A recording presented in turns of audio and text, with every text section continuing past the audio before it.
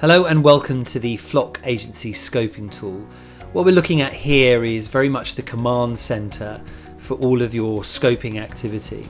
Up here we have a dashboard which is a shortcut to all of your activity, and whether you're a client or an agency you can access the scopes that you're either sending out or responding to.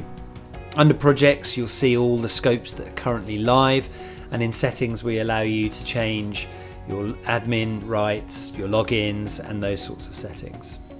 Down here we can see some information around the scope that we're working on at the moment, the Created 2020.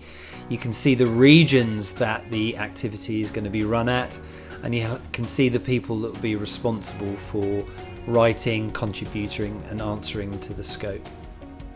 Over here you've got a number of disciplines. Here we're looking at three. We're looking at account management, creative, strategic planning, and down here we can actually see some of the scopes that are live in a marketplace. We've got Created 2020, we've got Australia 2020, and over here on the right hand side you can see that somebody's actually submitted a scope for approval, and we can either approve the budget or reject the budget right on this home screen. So that should give you an overview of this dashboard. Let's have a little look at setting up a scope from scratch.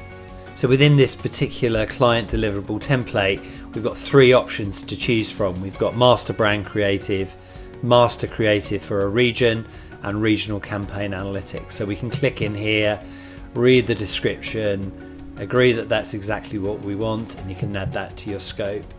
From a Regional Campaigns Analytics point of view, again we'll have that, and that will actually generate a template and assign it to the agency. So now we've built out our scope, we want to assign the scope to one of our agencies. So on the left hand side here we have a series of agencies that have been pre-populated for the purposes of this demo. So let's choose Agency 1 and Agency 2, and let's assign those agencies to respond back to our brief.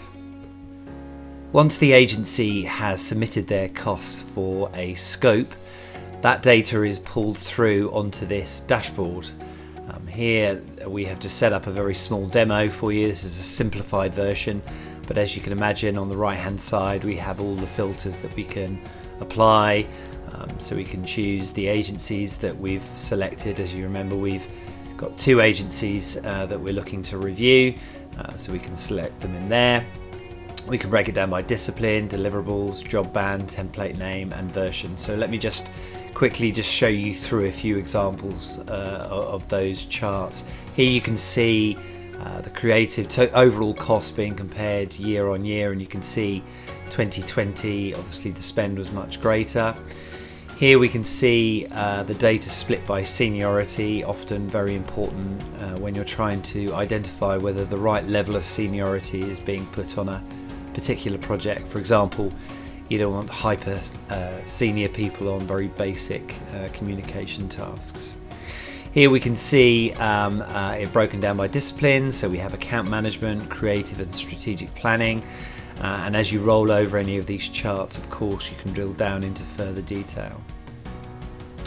Here we have the hours broken down. On this chart we have the hours broken down by seniority, so we can see who's spending the most amount of time. In this particular example, not unsurprisingly, a lot of the time is being taken up by junior and middle management. So hopefully that gives you a flavour of the sort of reporting that you can get from the dashboard. So that concludes the whistle-stop tour of the Flock Agency Scoping Tool. Please do get in touch if you have any questions or would like a further demonstration.